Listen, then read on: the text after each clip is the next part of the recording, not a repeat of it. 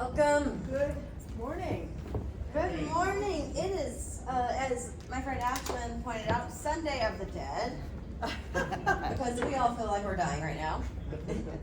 Usually how Sundays go. Yes, you're not noshing on your pizza this time. You know, I have tea, so I don't sound like Miley Cyrus, hopefully. That's hot. I've lost my voice this weekend, so apologies.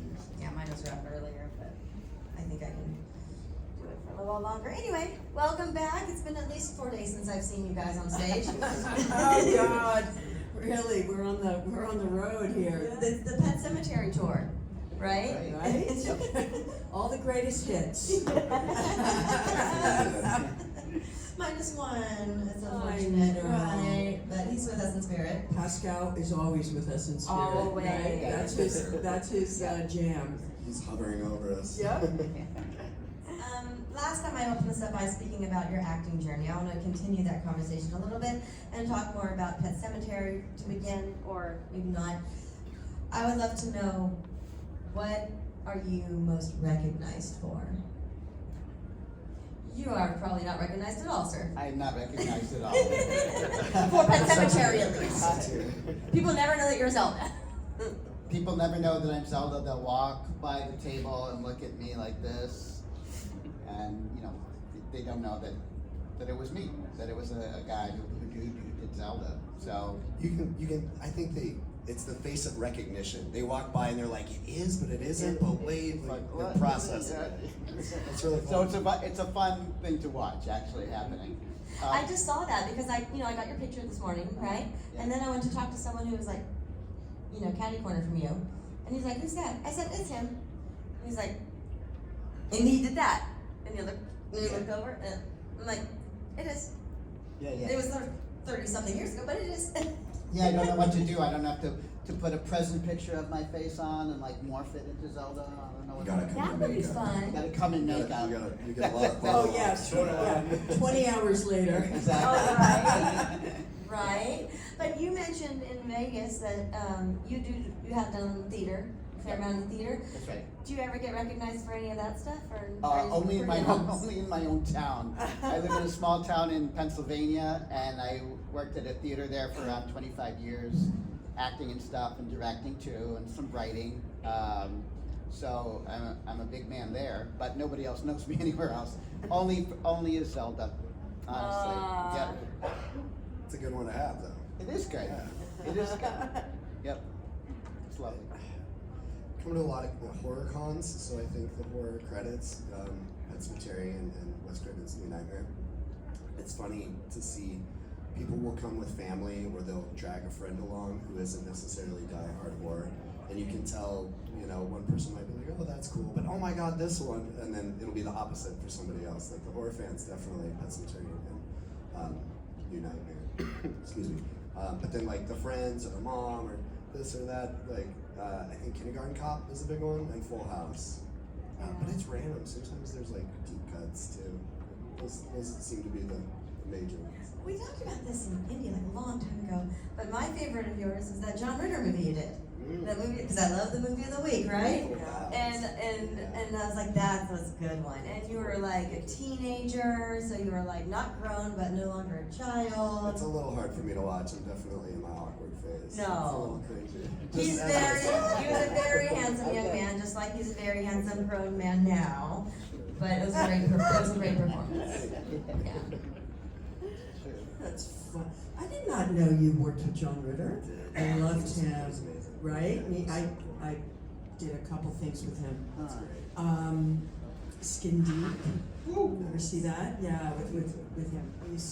He was fantastic. Definitely the Black Sabbath video. Well, I would say definitely between my role on Star Trek as Tasha Yar but Rachel Creed is up there. It depends what crowd I'm working. If it's the sci-fi gang, or I'm with the other my cast of Next Gen. You get to walk among worlds. I get get to. the sci-fi. Bless you. Wow, that was a good one. Wow, can I get you anything? You okay? Oh, okay, God, I know, I think I got some lung on me, okay. Gave myself whiplash before. Wow, okay, yeah, well, take it easy, When you Ash, have that take it sneeze, easy. you know what's gonna hurt, you're like, straighten up. I know. This one's Wow. gonna be guttural. That woke me up. Okay.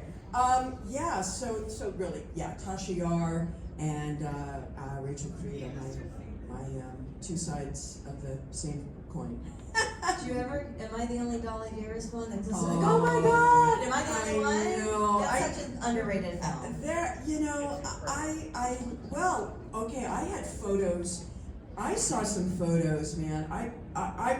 So last weekend at Days of the Dead in Vegas, Kane Hodder was there. You guys all know Kane Hodder by now. And he looked at me and he said, "Wait, what was that movie we did together?" And I said, "God, I don't know.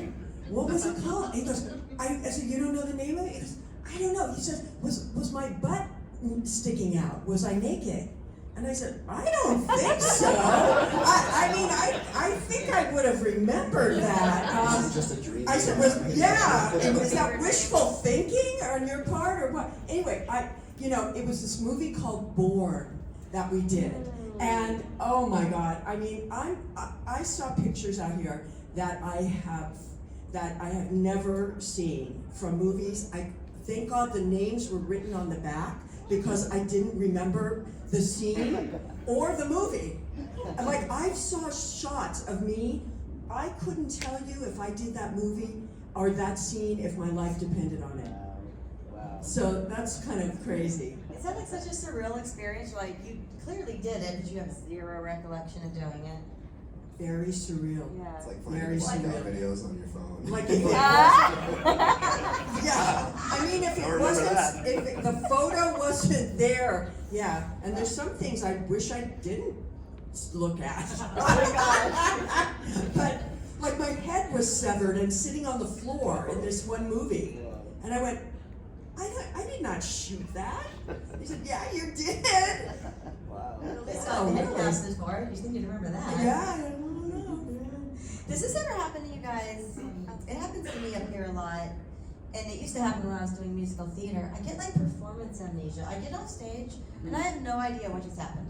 Like a complete blackout. Kind of, No because recollection. you leave it all out there. Yeah. And you just have a brain wipe. Like I'll leave the stage and they're like, I love what you said. I'm like, I don't know. No clue what just happened. Or am I the weird one? Like, Nah. I'm the weird one, got it. Listen, I don't remember, but I once went to a con in Germany, and the volunteers, before the con starts, they get to ask if they could, which celebrity they want to sit with. And so I had this lovely German guy sitting with me, obviously we're in Germany, and he chose to sit with me. And so in a break of the line, he said, "Miss Crosby, can I ask you some questions?" And I said, "Absolutely." And he pulls out this long sheet of all of these questions, and they were detailed, like a detailed walk through my career. And he said, "What was it like working with William Holden?" And I went, "I worked with William Holden?" He goes, "Yeah, 1989, you did a television movie." I said, "I did?" I mean, this dude, I could not remember a thing. We were laughing. I was laughing my ass off. He must have thought I was insane because I had no idea what he was talking about. And he had like a detailed, map of my career. It's like when you die and then God talks to you like, let's go through some things. Oh, I remember that. Yeah, Like that never I happened. think Satan will be at my my entryway. Oh, I told my friends that if one of my friends doesn't take my phone and like post on like Facebook, in my funeral, it's really hot down here, they're not really my friends. That's my dying wish. Practical jokes at my funeral. Yeah. That'd be good. Right. Absolutely. I'm gonna throw it out to you guys. Does anyone have any questions at the moment? For all of you, what was one of your favorite sequences to film in Pet Sematary?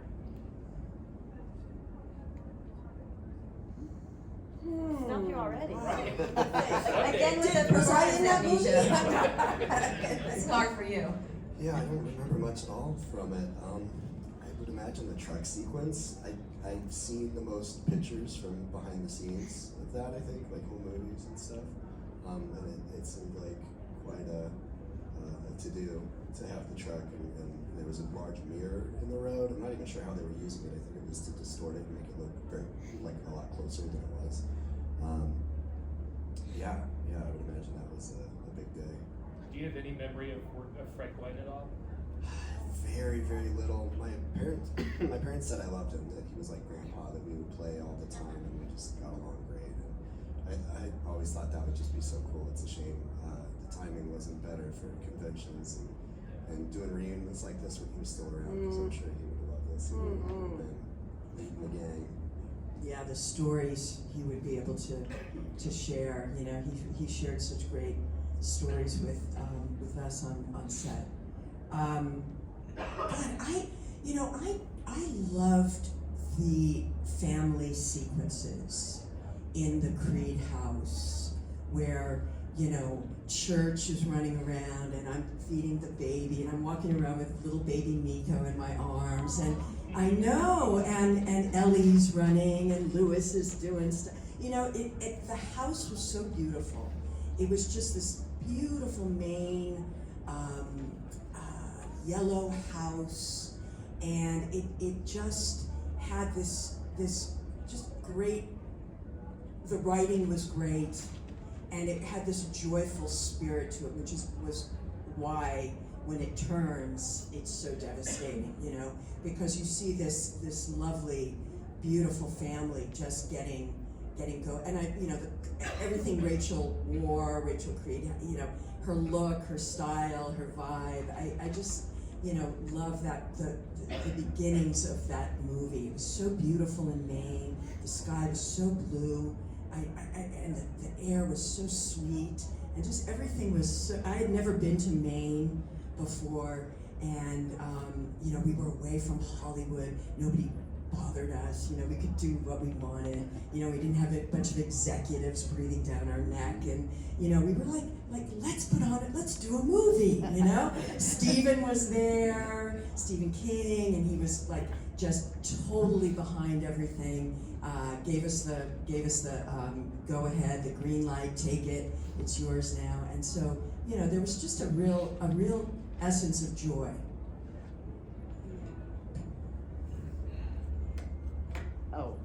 Favorite part? Favorite part? Well, I'm only in like 3 minutes of the movie, so I guess the second minute. That middle section, right? I do remember like being on the bed, when she's on the bed and she kind of like does this thing from turning around. I remember like Mary saying, "What do you want to do here?" And we want you on the bed, but what do you want to do? And I remember like, you know, having input in that and having fun, you know, trying stuff. That's what you like to do, you know, as an actor, make something up. So I think that was my favorite part. Yeah. How did you develop your character, Andrew? Like were you practicing walks and voices, or did you wait till you get on set and just saw what looked good in makeup, or? Well, I don't know. Or you just did something and you're like, hey, that's good. I did something for the cattle call. There was a big cattle call of a bunch of 12-year-old boys. I was in my 20s at the time. I did something. I don't remember what it was. They liked it, I guess. And then I met Mary, who I'd like to hear you talk about, actually, director Mary Lambert, because I got to be with her, you know, that night but I didn't really get to know her. I just know that she was so supportive and lovely. So after I auditioned for the casting call the first time, I went out and bought the book, and I actually saw Mary at the Coliseum bookstore on 57th Street in New York, and we had this very nice kind of like conversation. And then, Meant to be. yeah, it was really neat. And then I auditioned for it again. As an actor, you just play, you just try stuff out, and apparently, you know, it worked. I didn't know, you know, what's a scary, you know, crippled girl gonna sound like? Or scary, what are you gonna do? So, yeah, and a lot of it was the makeup, of course, too. So, You know, I bet too. I wonder if you've had this experience. I know that when I once worked on the Glass Menagerie and I played Laura, and this is a Tennessee Williams play. I'm sure you guys, it's a classic. But Laura had polio as a young girl, so she wears a brace on her leg. And when I put the brace on my leg, and then went out into the alleyway before I came on to do the play, I noticed the way people looked at me. And it filled me with so much that I had to like take it down a notch, you know, when I came onto the stage, because I was filled with such emotion, because the way it's like people didn't want to look at me, but they kind of wanted to, you know, it was really informative for an actor. So did you see, did that happen at all, that sense of that?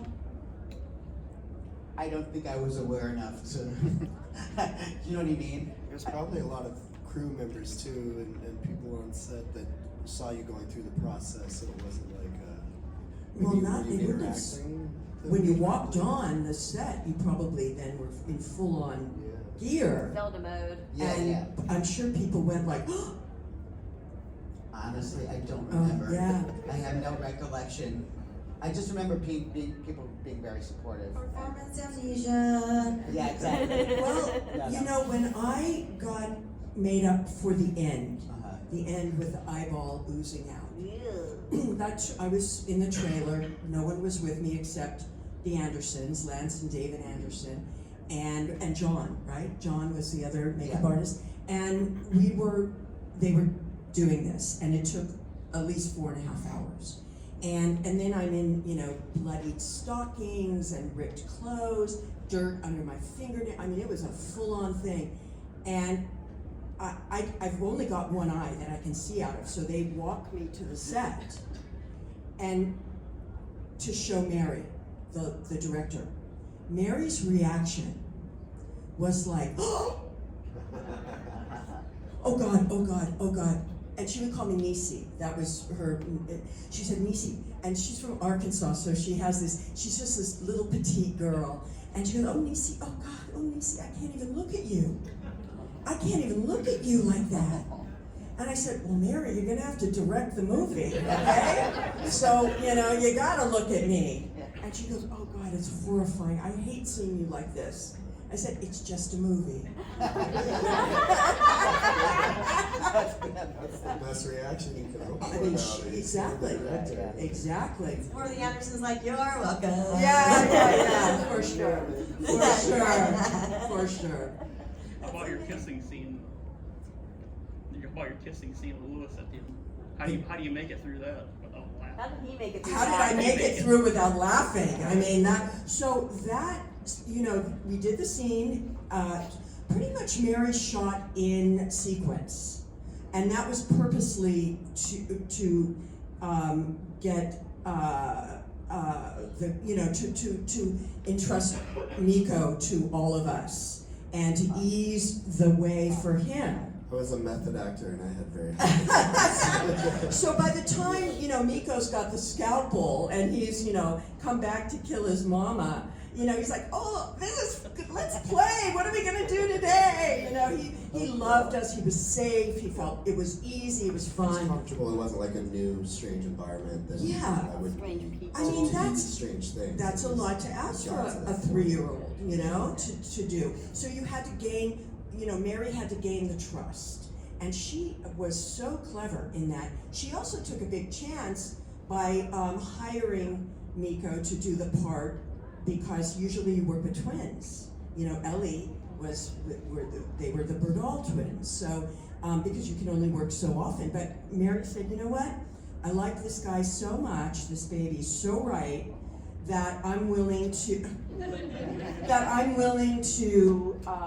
work extra hard for this. And we were all on board. We said, absolutely, well, whatever you guys, you know, if we need to play with me, you know, we play with Miko when nobody's shooting, and just so he knew that, you know, I'm your movie mommy, you know, this is movie daddy, and all good, all good. Sweet. I have Mary to thank for maybe everything because of that. So For real, Yeah. absolutely. And so when that and the generosity of the rest of the cast, because if someone's not good with children, yeah, then that's you're gonna be like, they don't like me, you know. absolutely, there are That's actors, it. for sure, there are actors that do not like working with children. I've worked with them. Not on our film. No, God, yeah, I bet you have. So the eyeball, so that scene was shot, and then we wrapped and came back to LA, and I got a call from Mary, we have to reshoot that. This is not, they want it gorier. They want, I went, oh God, really? I mean, usually it's the other way around. The executives go, oh, it's too much. Take it down a notch. So now we've got the whole pump going through the eye with the ooze and the, so we were all brought to Paramount, to a sound stage where they completely recreated meticulously that kitchen scene on a sound stage. So we shot it one more time. I went through all that goop. And did that one make it into? That's what's in. Yeah, they He's want like, ugh. they want the pus kiss. Us kids. It's so gooey. There are some very simple like gore effects in that movie that icked me out as a kid. And I was like, that is gross. Like They hold up though. they Like, they're all the practical. The So practical they hold makeup up. is, I think, one of the best things in the film, and Yeah. nowadays, I think it's way better than the remake, if I can say that. Yeah, Like, yeah. they turned blue, but like, I mean, Pascal and you at the end, and They you turned like. them into zombie it's And antagonists. Zelda, I mean, you don't even, you know, it's funny, Brad, you know, obviously who plays Pascal, he and I went to see the remake together. Did I tell you guys this No. story? So yeah, Brad and I are old friends. Our kids played. Not only did we meet on the movie, but then our kids played Little League together. So you know, we were always in touch. And so he called. I said, let's go have lunch, and let's, you know, come over and we'll walk to the cinema near my house. We'll go the earliest on a Tuesday. We'll do the first show on a Tuesday. So he comes over, we go to the movie theater, and it's one of those fancy movie theaters where you can order, you know, wine and, you know, hot dogs from the box. You know, the waiter comes, it's like crazy. Anyway, so we go to the cinema, and the manager is there. It's really empty, quiet on a Tuesday. And he goes, oh my God, wait a minute, I know you guys. And I said, oh, yeah, we're here to see Pet Sematary. He goes, but you were in Pet Sematary. And yeah, we're in Pet Sematary. Now we want to see this Pet Sematary. And he goes, oh my God, you guys, let me lock the theater and go in and have the cinema to yourself. Wow. Right. So Brad and I are sitting alone in this beautiful theater, ordering wine, and we're sitting there, you know, and we watched the movie together, which was really cool. Thanks for the invite. But I'm sorry, it was so spontaneous. And then, but I'm thinking my point was, so Brad is throughout the movie going, what? Wait a minute. You know, he's doing that, and I'm going, it's okay. And I'm going, where's Zelda? Like, there's hardly any Zelda in the remake. Come on. There wasn't very much Zelda in the original, but what there was counted. Yeah. It's like Like you said, like Beetlejuice. 3 minutes, but the 3 minutes we had mattered. Beetlejuice is one of, I think, my all-time favorite movie, and he's only on screen, I think, for like 11 minutes. It's But the it's same like, film. it's I might be a little off on that, but it's a very small part of the film. But when he's there, it's showtime. Same You thing with Nightmare on Elm know. Street. Freddy's only on screen for a few minutes in the entire Yeah. movie. Yeah. But I think it's more presence. impactful sometimes when you say some of the best characters. Like that's a really, they're there for a purpose and to really hit it hard. I went to see the new one in the theater with my then husband, and I was excited because I like seeing a horror movie in the theater, but I was apprehensive at the same time. he'll go see whatever with me. He don't care. He's not into it, but he's like, whatevs. And it was winter, and it was raining and snowing, and it was gross. And I'm in, settle in. I'm like, yes, movie, got my popcorn, and I'm ready. And I'm just like, the entire time I was just like, I see him watching me, and I'm like. So did you have the same thing? Were you like this? No, I'm telling you, Brad and I really went hoping it was good. I had already talked to Mary, and Mary had seen it early. And I said, well, what do you think? And she goes, you be the judge. You go see, it's okay, but you know, I mean, she was so generous and diplomatic and sweet, you know. She was, and so, but you know, Brad and I went really wanting to like it, wanting to see something, you know, what an interesting place to be able to go and see a part you've already done, a movie you've already done, and go, well, how is this actor interpreting that? Or, you know, what's their take on it? And it's rare. I don't think that's ever happened to me. There's no other case of that in my career. I mean, maybe someone will play Tasha Yar one day, I hope so, you know, and like some hot blonde babe, and right here. Yeah, so we were curious, you know, and we just, I came out going, why? You know, unless you're gonna do something that is groundbreaking or so transformative, interpretive in a way that hasn't been done. Yeah, I think that's what they tried to do with the Ellie Gage switch, which was interesting, and I was definitely like there for. But it felt like they kind of gave everything away in the preview, and then when you go see it, it's like, cool, that's interesting. They're mixing it up. Where do they go from there? And then that was kind of the thing, and then there really wasn't much more to it, which felt pretty flat. And I think why the first one works so much, I'm not saying it's perfect, you know, no movie is, but you really feel the chemistry. You feel the chemistry of the family. And, you know, kind of like what you were saying earlier, how you guys did that. For my benefit, we shot all of the wholesome stuff, and we had that. It was beautiful, and it built up to such a high that when the lows happen, you feel it. It's impactful. I always I know Pet Sematary is obviously considered horror, but it's not like a slasher. It's not, you know, a guy in a mask stabbing everyone. It's more of a family tragedy with supernatural elements, and it's real life that can happen, and then cranked up to the extreme, you know, like Stephen King does. He just pulls on your heartstrings with it. And I think in the new one, I didn't feel that family chemistry. There was no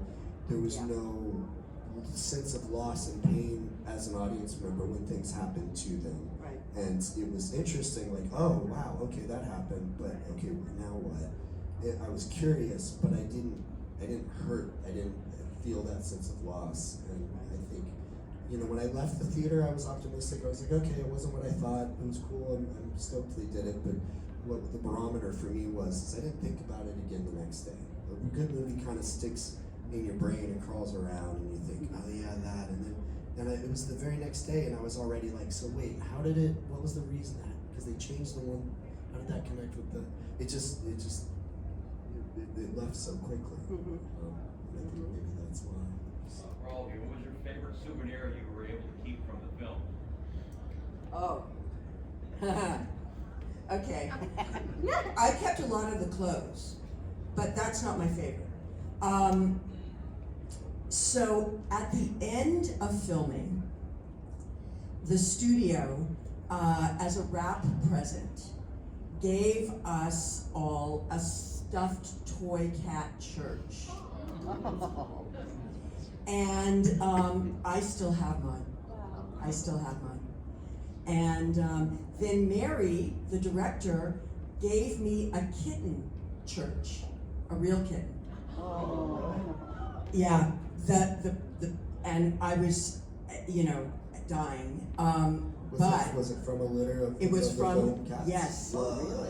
Yes, but I had 2 cats, and my now ex-husband wouldn't let me bring the 3rd cat home. But I divorced him, so. You're like, can I have the cat back, please? Yeah, now I can get the cat. That's hard though, yeah. 3 Yeah. cats, that's, Yeah, that's it- crazy cat lady territory. That's the law. Once you May- have 3. Kind of edging towards. You're Yeah. not the crazy cat lady if you're married. Yeah. I'm just saying. That's true. That's That's true. it, for sure. Anyone else? We were talking before you guys had come in the room that kind of like how you just came from Las Vegas and it's hard to find different questions so that not every panel you guys have to answer the same thing over and over. So I kind of had like the thought from you was to turn it back on you for each of you. What is the question that you always get that you wish no one would ever ask again? And then the other side of that, what's the question you wish the fans would ask? I don't know that there is one, but it's always fun to. There's always going to be surprises. You think you've heard it all, and then sometimes you get some curveballs. It's just fun to meet everyone and interact and get to hang out. So that's probably a cop-out answer, but it's honest. People always want to know how long the makeup took, and it's a very valid question because it took a really long time. And I don't mind answering that, but I don't know what I would want people to ask me. I just don't know. What was your bra size at Zelda? What? What was your bra size as Zelda? That's great. It's 0 Did count. you do any like fashion shows? Well, I do love that dress, actually. I was I'm gonna- really good in that dress. And how did your a good drag color. career go after Pet Sematary? Right down. I saw it in the theater back in, was it 89 when it came out, fall of 89. A young lady sitting in front of me at the park where he gets hit by the semi, absolutely freaked out. I don't know if she knew somebody that had been through that. Is that something that happened? Had you guys ever heard of that happening in that movie? Or, you know, I mean, this gal, she had to be taken out. It was that bad. Wow. Absolutely. I've freaked out never when she got hit heard by of the semi. that. I don't doubt. I mean, statistically, Yeah, it's. that was in Iowa, you know, a small town. I did talk to somebody in a show one time who was a truck driver, and he told me a story of how someone committed suicide by stepping out in front of his truck. Oh my goodness. Yeah, and he talked to me like about the film and how that impacted him and how it was difficult and it was really interesting. It was a powerful conversation. He seemed, fine, well-adjusted. It was many years before, but it was cool to kind of like talk through it with him.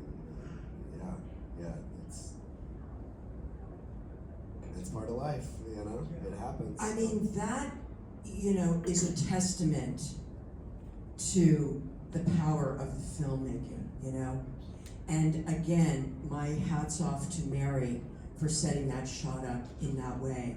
I mean, it was horrific. And it was terrifying to shoot. I mean, to have that approaching that day, knowing what was going to happen, and for us to be having this beautiful, sunny picnic, and knowing what was about to happen. I often think, and we talked about this in Vegas, that had I been a mother at that point, both Mary and I weren't mothers yet. We are now mothers of boys. But it almost saved me, in a way, to be able to act that. It is because I've seen the movie before I had a child, and I've seen the movie after I had a child, and it definitely hit me differently. It's a horrifying, terrifying moment in that movie. I mean, probably the most Was that day harder or the funeral? Wow, very different state of being. You know, because that starts out so lovely and so fresh and so fun and delightful, and then you just have to be surprised. You know, so you can't play it before. The funeral, like I said, I had to stay all day in that zone. That was exhausting and awful to be in that place all day long. But yeah, that had very different. And you? I guess kind of along those lines then too, for Pet Sematary or any of your other work, is there something you do to decompress or kind of wash that man out of your hair, so to speak, with one of your heavier, the heavier things that you take on in certain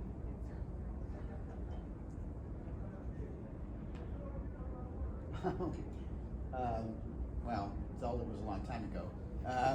But in doing theater, usually after you come off of your show, usually you're up for a few hours because you're all adrenaled. So a glass of wine often helps. Washing, taking a shower, taking a walk, being outside, stuff like that grounds you. This helps. Yeah, I think the beforehand is a lot worse. Once it's done, it's like, okay, I got it out there. You put it all out there, and then it's you feel either good or less about it. Like, hey, it feels good. It's relief because then you get the euphoria of like, oh, okay, nailed it. Like I don't have to worry about it. It's not on the horizon of having to prepare or be concerned with how it's going to turn out. So yeah, I mean, if you're like, I had a few like really big crying, like bawling scenes as a kid, and sometimes when you get in that space, you tend to stay there a while. You can't always turn it on and off, but it's not, it's not that bad. Yeah, from what I don't know. Maybe I blocked it. I think too that as an actor, it's part of what you need for a skill. You need to be able to leave it. You have to know how to do that, and that just it's just part of what we do, what we know how to do, and you can't. I mean, there have been moments, you can, if you're playing something edgy or, like you might find all of a sudden you're bringing this character home a little bit, and then you go, okay, well, that's not happening. That's not right. That's not good. Okay, this is ridiculous. I know you got to be able to differentiate and be able to disconnect. Otherwise, you'll have a very strange life. Miko, I promised you in Vegas that before our next interview, knowing this was coming up, I would watch Dylan's New Nightmare. Oh, okay. And I did. And I liked it. Okay. Good job. That was an emotional part for you too, though. There's a moment. Yeah, I enjoyed that. So, can you talk a little bit about that, the making of it, and then getting it out there? Yeah. And by the way, I love hatches. The mere thought of a hatchet 5, I was reference. like, ooh, hey, please. Yeah, that was all Cecil's doing. Yeah, I guess for those that might not know, I did a short film recently that's a fan film. I was contacted at a convention by a guy who asked if I would ever consider reprising my role as Dylan in New Nightmare, and I said, oh, that's a fun idea. Who knows? I have no idea. Of course, I would at least read a script, and then I saw him again 3 months later at another con, and he handed me a script. And I said, oh, wow, that's really cool, thanks. I didn't expect much because you see a lot of scripts at horror cons, and they're not all necessarily great. Sometimes, so I really didn't have high hopes, and then I read it, and I thought, oh, this is actually really well written. If you were going to revisit this character, that makes sense. He seems to have thought it out. He knows the story and the characters very well. And I said, sure. I hadn't acted in a very long time, and it was kind of fun to kind of come back and do that. And It got delayed many times because of COVID, which actually really helped us because it turned out way better than I think if we would have done it as early as we were planning to. And yeah, it was completely fan-funded on Indiegogo by the fans. And yeah, what was the, so I kind of went on a tangent. Your question, what was the filming like? We filmed in Arizona for a week. Yeah. It was a lot of fun. And it kind of got me thinking about acting again. I've kind of been turned off to it for a long time, but that was fun, so who knows. Where can you find it? Oh yeah, it's on YouTube. Really easy to find. Yeah, it's the Dylan's name New is? Nightmare. Dylan's New Nightmare. The original was Wes Craven's New Nightmare. And if you've seen the original, it's full of like Easter eggs and references. And it's like Freddy fan food, you know. Yeah, it did very well the first week. The numbers were like flying. And then because it is horror and it has, you know, topics, horror type topics, there's a brief moment, without ruining too much, where a couple characters, it's not even that graphic or anything, but they unalive themselves. And YouTube is very sensitive to that kind of thing. And so it got age restricted and demonetized, and it stopped being shared within the algorithm. So a lot of people I see at cons are very familiar with it. I've met many people this weekend that had no idea it was out yet. So it's really word of mouth at this point to get it out there. But it seems like everybody that has So seen share it it. enjoys Share it. it on all your if you feel socials, like get it out. If you like it, so you don't have to. But If you don't it's like it, don't tell appreciated, anyone. so, yeah. Just shut up. No, but that's the type of story that's really cool. You know, they did it. Stephen King did it with Dr. Sleep, revisiting this child that went through some crazy trauma as an adult, and seeing how messed up or not they are, and how it affected them in the long run. Because we don't see what happens later. Well, that's what I was concerned about with Miko. In real life. In real life, you know, because that was, you know, he was little, and you know, then we didn't see each other for some time, and then he's a young man, and I think the first thing I said to you was, "Oh my God, you're normal! Oh my God! Oh, thank God! Oh my God!" I was so scared. I've got you all. It's normal anyway.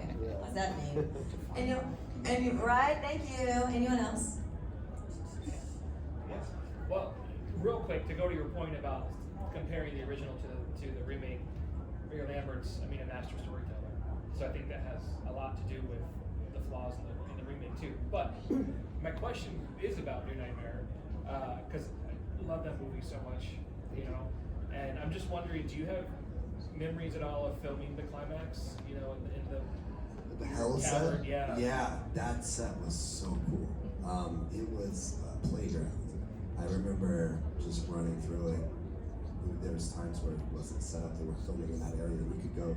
They didn't have all the props necessarily. It was kind of the bones of it, but it was all interconnected. The layout was very different than it seems when you watch it, because the way they edited it. It was kind of long, but then it had little rooms that would kind of peel off. But the detail and just being 7 and being in a Freddy movie and being in like hell, it was dope, dude. It was awesome. Yeah, that was one of the fun parts of it. It looked like the detail that you see like Disneyland. Yeah, it did feel kind of like an amusement park vibe a little bit. Yeah. I mean, obviously dark and creepy, but and you could, you know, you'd turn a corner and then it would just be plywood and beams, and you'd have to go up stairs. Oh, okay. Fun fact: in the beginning of the movie, the film that the dream sequence that Wes is filming when the robotic hand comes to life. That behind the scenes, that was in the house set, the same house set that's at the end that they're filming, where he's chopping his hand off and then the credits. And then the behind the scenes where we come down like the wooden stairs, that's just the backside of one portion of the house set. So it's kind of meta on that level too. Was the water heated? It was, thank goodness. Yeah, it was like almost like a jacuzzi. It was really fun doing the. I remember because I was little, I was so scared about getting water in my nose. And I was like, can I plug my nose when we jump in? And like, yeah. I was like, okay, I'll do it, I can do it. Like, yeah. Fred Wynn was mentioned earlier.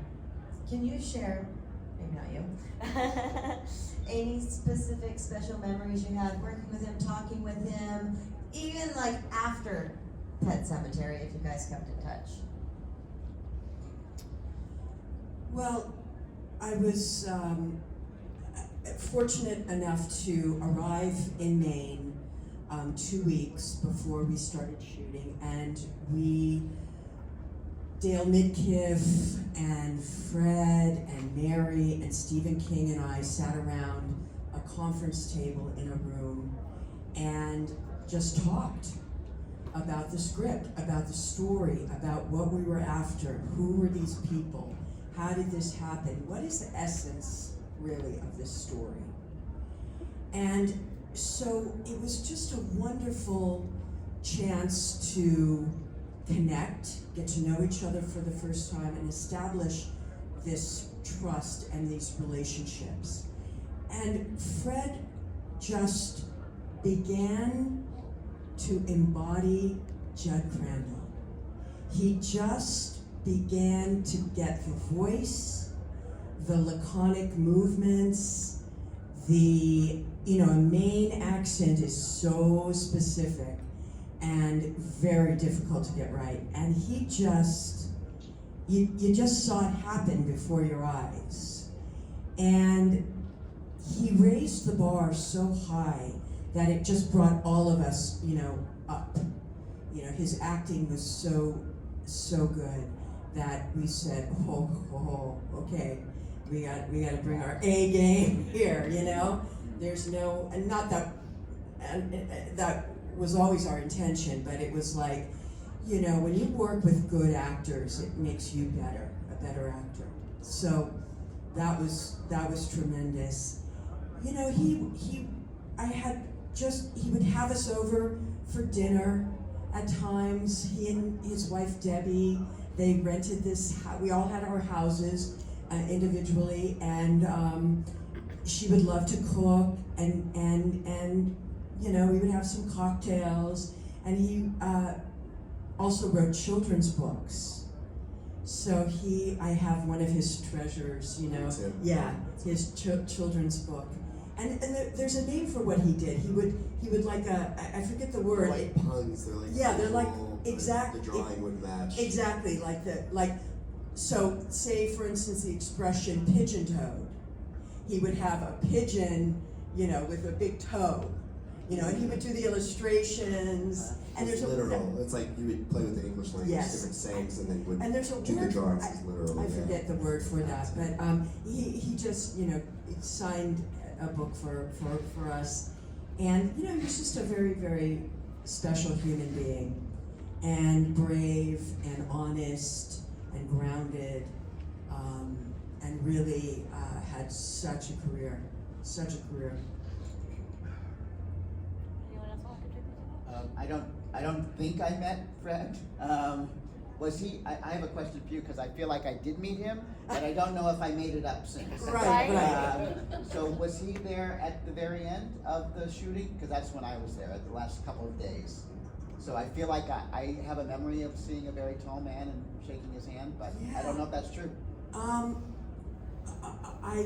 The timeline is blurred. I don't remember. I mean, I know that that's very possible because I do feel as if the big fire sequence of the Crandall house was saved for the very end in case everything went to hell. I mean, that was crazy what they did. So this is what's amazing about this movie. So the Creed house in the book, is on that road, and across the street is Judd Crandall's house. That's what they found. That doesn't happen. The Creed house is on a big highway, and Judd Crandall's house is across the street. So that always blew my mind. And so in the big finale, when Judd Crandall's house goes up in flames, that sequence was unbelievable. I even went to the set. I'm not even in that sequence, but I went to watch this. And they built a big fake facade, like loaded with fuel. And that thing went up like a bomb. So they had to burn the fake house in front of the real house. Yeah, and have it be blazing but safe for the Real House. For the Real House, and it worked. Yeah. It's one of the most amazing stunts and special effects I've ever seen. That's cool. And Yeah. there was no damage to the Real House No at damage all. at all. Wow. Nobody was killed. That's No animals were harmed in the making. The church was already dead. And the house is intact. Yeah. Homeowners are happy. All right, guys, please give it up. Thank you. Thank you. Thank you, guys. Good. Thank you so much.